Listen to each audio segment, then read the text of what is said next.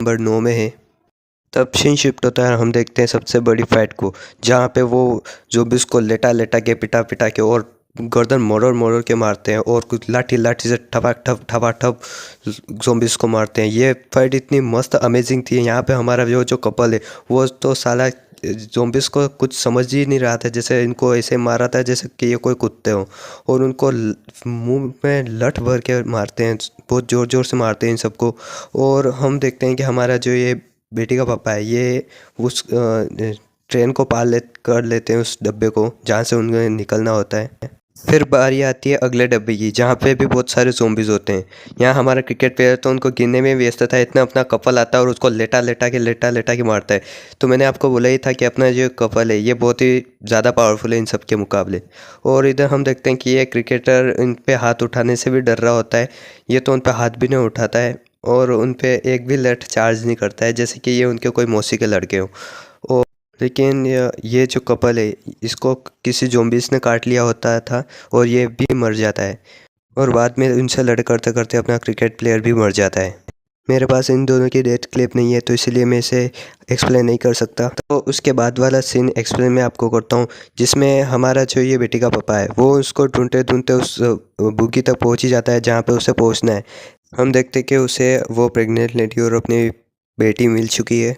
लेकिन जैसे वो वहाँ पहुँचता है, वहाँ पे उसे एक इन्फेक्टेड आदमी मिलता है, जो कि बहुत ही इन्फेक्टेड था, और वो उनसे बोल रहा होता है कि मुझे बचा लो, मुझे बचा लो, और मुझे मेरी जान बचानी है तो मुझे बचा लो। इतने में हम देखते हैं कि उस पर वो ज़ॉम्बी हावी हो चुका होता है और वो उन तीनों पे हमला कर देता है।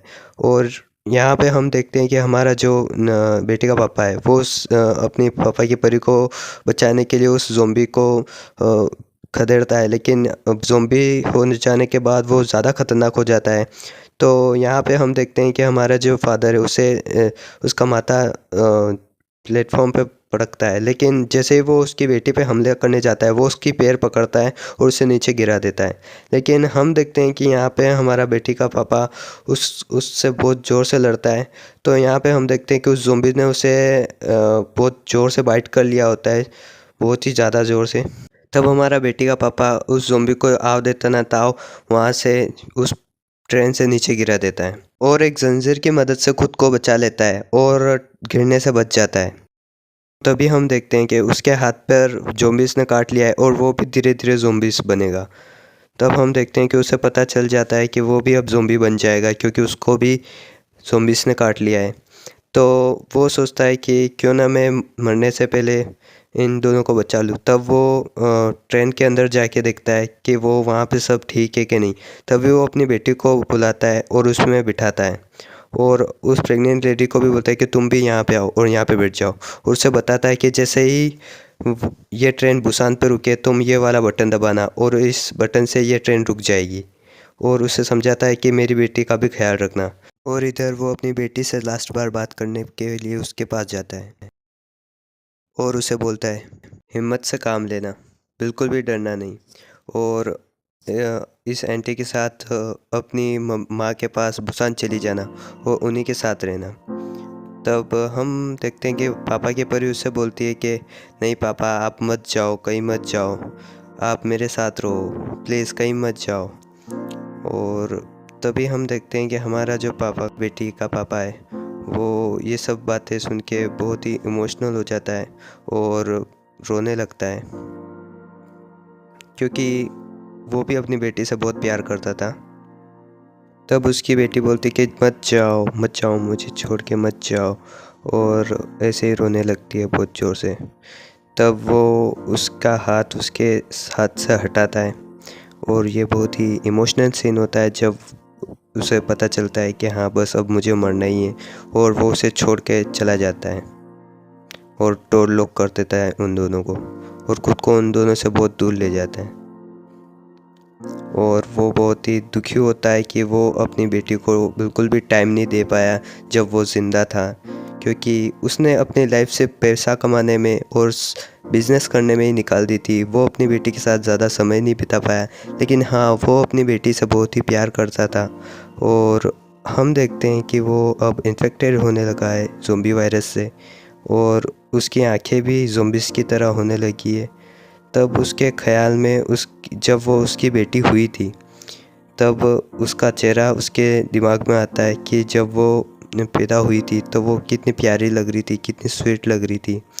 और हम देखते हैं इधर के हमारी जो पापा की परी है वो वहाँ से उसे देख कर बहुत ज़ोर से रो रही है। और इतने में हम देखते हैं कि वो उस ट्रेन से ऐसा ही कूद जाता है और अपनी जान दे देता है अपनी बेटी के लिए। आई नो सीन बहुत सैड हो गया है, बट हाँ ऐसा ही होता है इस फिल्म के लास्ट में। और हमारी जो पापा की परी है वो अपने पापा के मरने पर बहुत ज़्यादा रोती है और वो ट्रेन को बुसान ले चलते हैं। फिर अगले सीन में हम देखते हैं कि उनकी जो ट्रेन है वो बुसान रुक चुकी है और वहाँ के रेलवे की पटरी से वो चल के आ रहे होते हैं। तब वहाँ के जो सोल्जर्स है वो उनको ज़ॉम्बी समझ के शूट करने ही वाले होते हैं कि तभी हमारे जो पापा की परी है वो वहाँ पे एक गाना गाती है जो कि मैं यहाँ पे प्ले कर देता हूँ।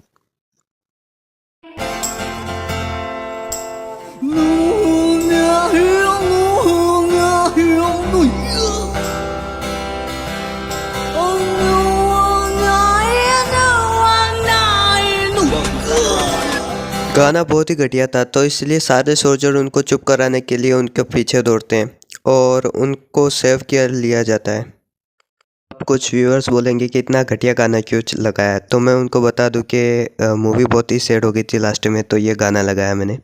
एंड अगर मूवी अच्छी लगी हो तो इस वीडियो को लाइक कीजिए, शेयर कीजिए और बेल आइकन को भी क्लिक कीजिए। आपको न्यू वीडियो भी जल्दी देखने को मिलेगी। And thanks for watching.